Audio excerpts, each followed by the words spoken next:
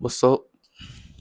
The truth about sexual energy that makes black men look lame and boring to women.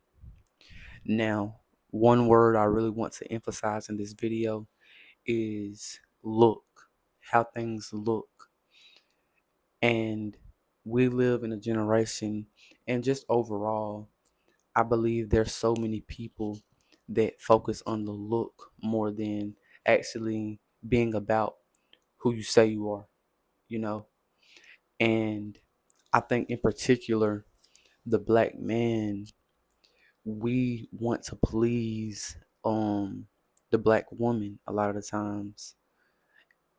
And like I've said in my last video, there's many times where we have a impoverished way of thinking, and we think that certain things mean you're more of a man and other things mean you're going to get respect for certain things. But in reality, we have to understand what actually moves us ahead as people, as black people. And it starts off with the man, and we have to start redefining and reshaping what it is to be a man and not follow this degenerate way of masculinity. And the heart of this is to control our sexual energy.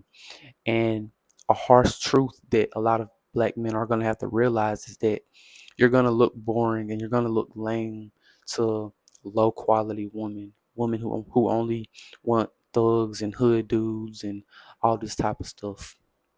Because it's many times where you can obviously see a girl choose the thug or the hood dude because I guess he don't care about anything in life, and he doesn't care about being anybody, and he's just dangerous, or he's that bad boy.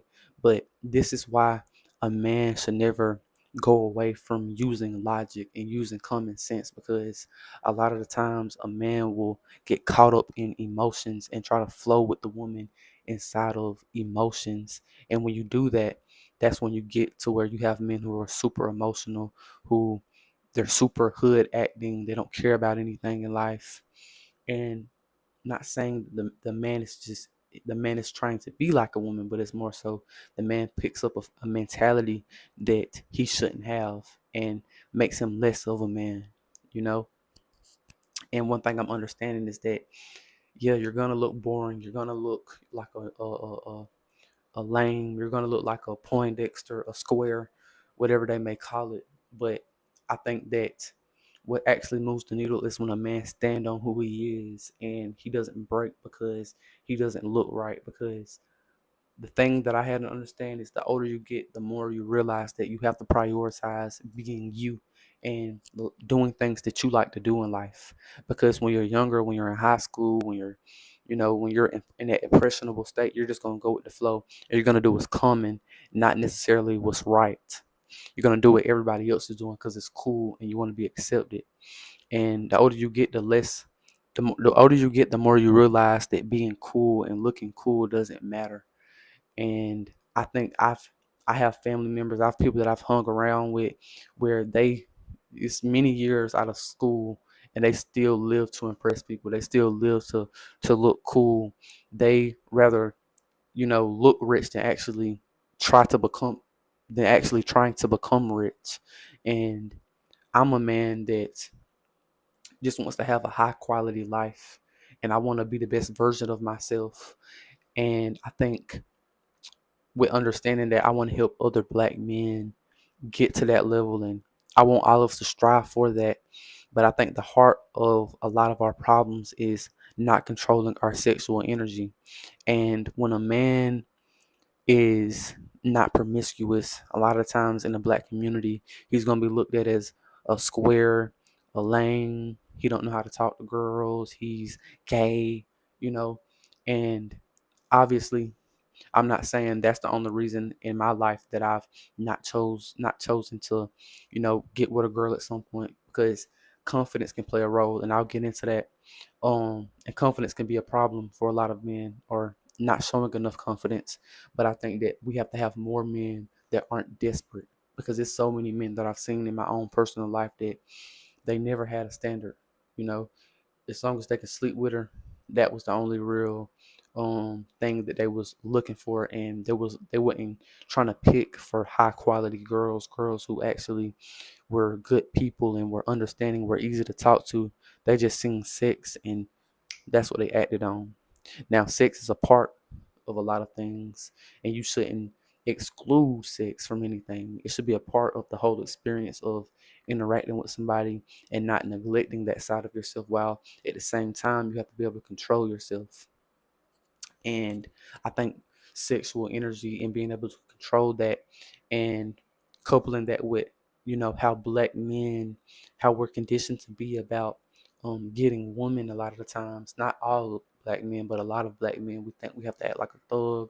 We think we have to act like a player, but I think that this is why we a lot of the times are lower than a lot of other demographics of men, because we we don't really have a way of doing things, which means that if we do something, we're going to do it in a degenerate way. We're going to do it in the lower quality way. We don't really set a standard for ourselves. And I think that whenever God bless me with children, or not even if I have children, but just, you know, being a person who can inspire the younger generation and teach the younger generation, I definitely want to be a man where, you're not always super desperate. You're not always a guy who's just focused on the sexual part of things. And the truth is that you're going to look boring. You're going to look lame, and I have problems in my own life that I have to fix. So I'm not coming to you like I'm perfect, but I'm coming to you, and I'm letting black men know the truth, that if you start controlling your sexual energy, a lot of men will sit here and be like, "Oh, you're gonna see the benefits. You're gonna see female attraction. You may see that, but if you're actually trying to better yourself in life, you're gonna look way more boring and lame than you may think, because once you actually start trying to be somebody, it's going to take masculinity, it's going to take routine, it's going to take consistency, it's going to take going against how you feel, right? And fundamentally, a lot of the times a woman, especially when it comes to relationships, she's going to act on purely how she feels, right? And if you're super masculine and you're a man that's trying to be somebody a lot of the times, and you have that boring routine, not that it's bad boring, but it's that simple life that gives you the freedom to be who you are, and it pushes you forward, and it only benefits you, right? But in that in reality is a boring life. That's a life of you going against how you feel, right?